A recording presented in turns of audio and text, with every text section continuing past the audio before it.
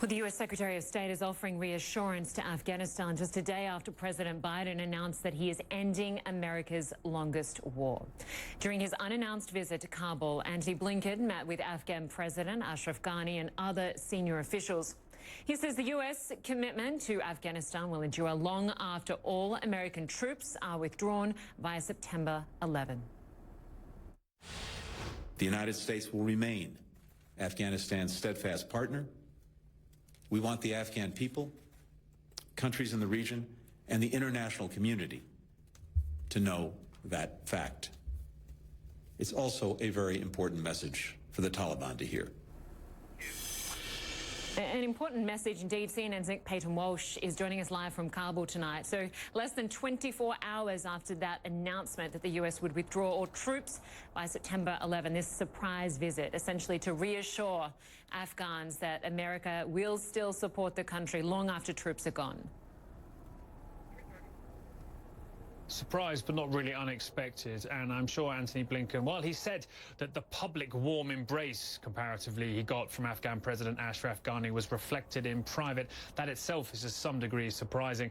Antony Blinken's been writing in very stern terms to Ashraf Ghani, saying that he frankly needed to get on board with the peace process that the US government is proposing with the Taliban. But it was today, in fact, that Ashraf Ghani said he again reiterated his tweets from yesterday, saying that he respected the US decision about its troops and that it would simply have to adjust its priorities. That's the Afghan government in the months ahead. That's certainly putting a optimistic viewpoint on it. But Antony Blinken here also to give messages of reassurance, yes, that the relationship between the US and Afghanistan isn't disappearing because 2,500 or so troops will be leaving by September the 11th. It's evolving into the diplomatic and economic sphere. But there were two other important points I think he was here to essentially have heard. The first is that the US can't simply keep a number of troops here pursuing terrorism and extremism as it has done for the last 2 decades. This time on, counter-terrorism's changed.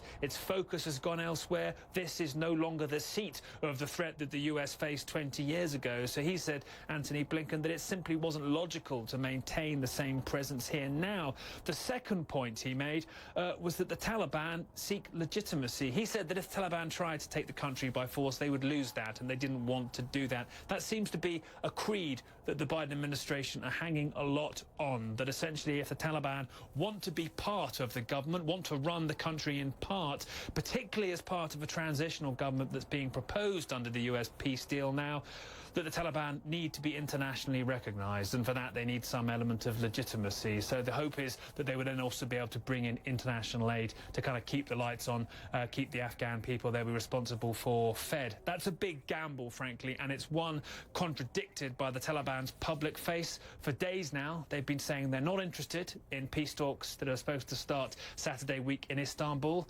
led by the US, and that they reiterated again today the need for US forces, for all foreign forces, to get out immediately. In fact, they said, as Blinken was here, that if the US was in fact in violation of the Doha agreement that was signed by US President Donald Trump as Secretary of State Mike Pompeo in Doha, saying that US troops had to leave by May the 1st. They won't do that. It's impossible. And the Taliban said because they'd violated that agreement, there was the possibility of countermeasures now against the Americans. And if that were the case, the Americans would only have themselves to blame. Harsh rhetoric, but raising the fears, I think, of many here that we could see an uptick of violence in the months ahead, possibly targeting Americans, possibly a bid by the insurgency to get more territory, possibly a bid by the insurgency to declare some kind of wider military victory, because they know that the main guarantor of security here with its airstrikes, the United States, is definitely leaving.